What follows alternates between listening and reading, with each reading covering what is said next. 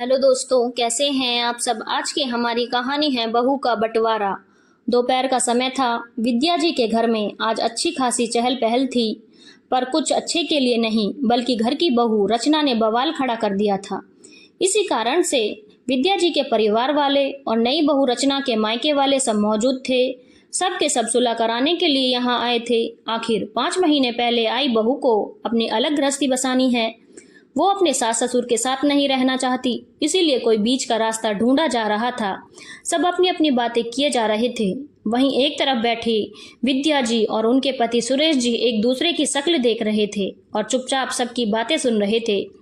जबकि बहू रचना रो रो कर अपने मम्मी पापा को बता रही थी कैसे उसके सास ससुर उसे परेशान करते हैं, बात बात पर टोकते हैं। बेटा नितिन भी अपनी तरफ से बात करने की कोशिश कर रहा था, लेकिन उसकी कोई सुन ही नहीं रहा था।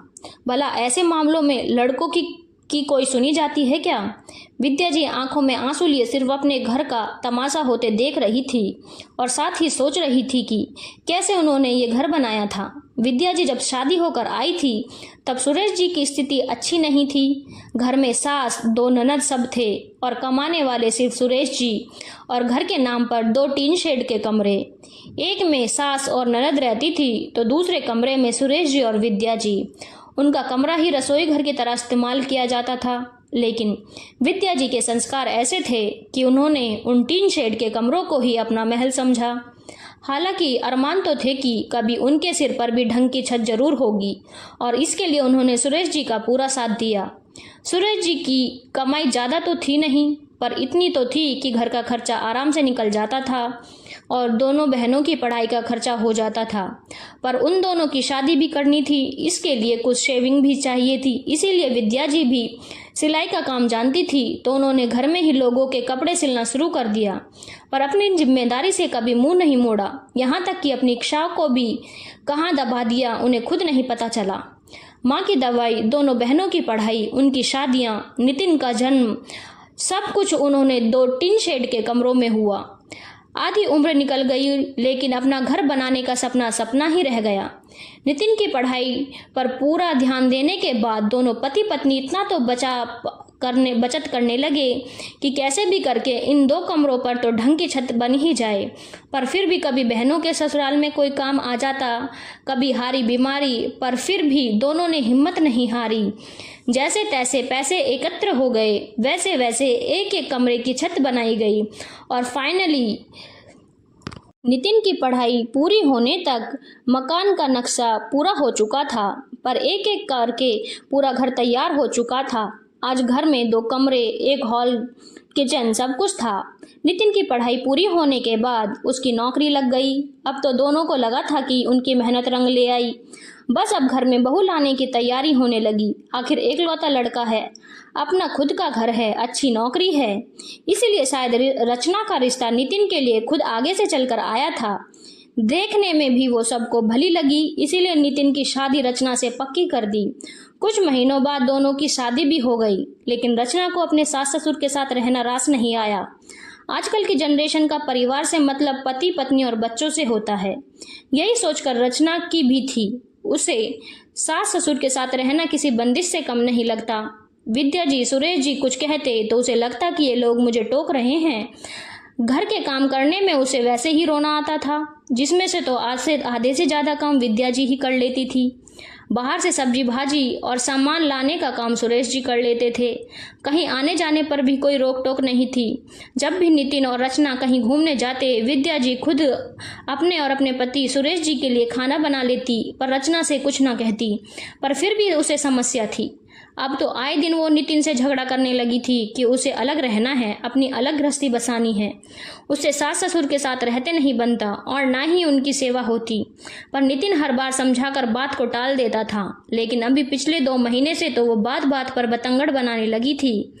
घर की सुख शांति पूरी तरह से भंग हो चुकी थी और आज सुबह बात कुछ भी नहीं थी। सुबह 9 बज चुके थे, पर रचना अभी तक कमरे से उठकर नहीं आई थी, जबकि नितिन ऑफिस जा चुका था। विद्या जी को लगा शायद बहू की तबीयत खराब हो गई, इसीलिए वो उसके कमरे में बिना दस्तक दिए चली गई और वहां जाकर उससे पूछने लगी, क्या हुआ बहू, तुम उठी नहीं आज? क्या तुम्हारी तबीयत खराब है? बस रचना ने इसी बात को पकड़ लिया। आप मेरे कमरे में बिना पूछे कैसे आ गई? आपको इतनी भी तमीज नहीं है कि बेटे बहू के कमरे में जाते हैं तो दरवाजा नॉक करना चाहिए। विद्या जी ने समझाने की भी कोशिश की। बहू, बुरा क्यों मान रही हो? मुझे लगा कि तुम्हारी तबीयत खराब है इसीलिए चली आई। पर रचना तो सुनने को तैयार नहीं थी, अपनी ही धुन में बोले जा रही थी। हाँ, ये तो सब बहाने हैं। भला बहू को किसी की सुख अच्छा लगा है? मेरी कोई जिंदगी नहीं है क्या? जब देखो टोका टाकी करती रहती हो। थोड़ा लेट हो जाऊंगी तो कुछ बिगड़ जाएगा क्या? नहीं रहना मुझे आपके साथ। मेरे मम्मी पापा ने पता नहीं क्या देखकर आपके घर में शादी करवा दी। बिल्कुल आज़ादी ही नहीं है मुझे, घुटन होती है मुझे इस घर में। हर बात में टोका टाकी। विद्या जी ने समझाने की खूब कोशिश की, पर रचना ने रो रो कर अपने मायके फ़ोन लगा दिया और अब उसी की मीटिंग बैठी है।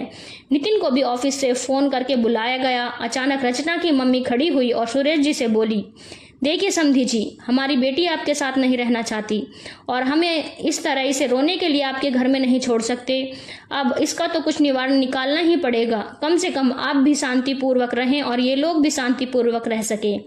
मैं बेटी की माँ हूँ, मैंने वादा किया है, पर वो खुश नहीं है तो ये जानकर मुझ पर क्या बीतेगी आप समझ सकते हैं।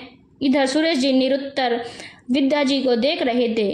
कुछ सोचकर भी वो खड़े हुए और समधन जी के सामने हाथ जोड़कर बोले, देखिए समधन जी, मैं मानता हूँ कि आपकी बेटी हमारे साथ रहना नहीं चाहती तो हमें कोई समस्या नहीं है।